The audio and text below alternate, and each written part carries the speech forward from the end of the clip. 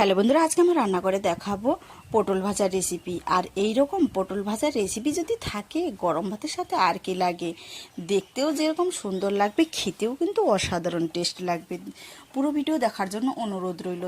এই দেখো, পটলটা প্রথমে ছুলে দুই সাইডটা কেটে তারপরে আমি এইরকম করে দেখো সবগুলোই কিন্তু পটল আমি কেটে ধুয়ে নিয়েছি।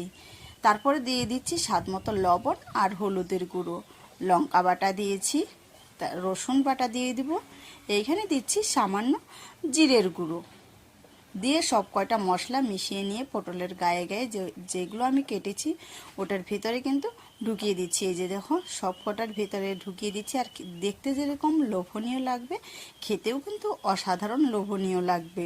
আর ভিডিওটি ভালো লাগলে অবশ্যই সাবস্ক্রাইব, লাইক, কমেন্ট করে পাশে থাকবেন। সবকটাই আমার কিন্তু গায়ে গায়ে লাগানো হয়ে গেছে মশলা দিয়ে।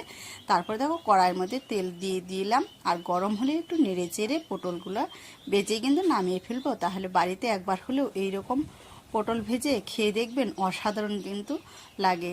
এই যে দেখেছেন তো, পটলের কত সুন্দর পাতার মতো হয়ে গেল, দেখতেও সুন্দর লাগবে আর খেতেও কিন্তু অসাধারণ লাগবে।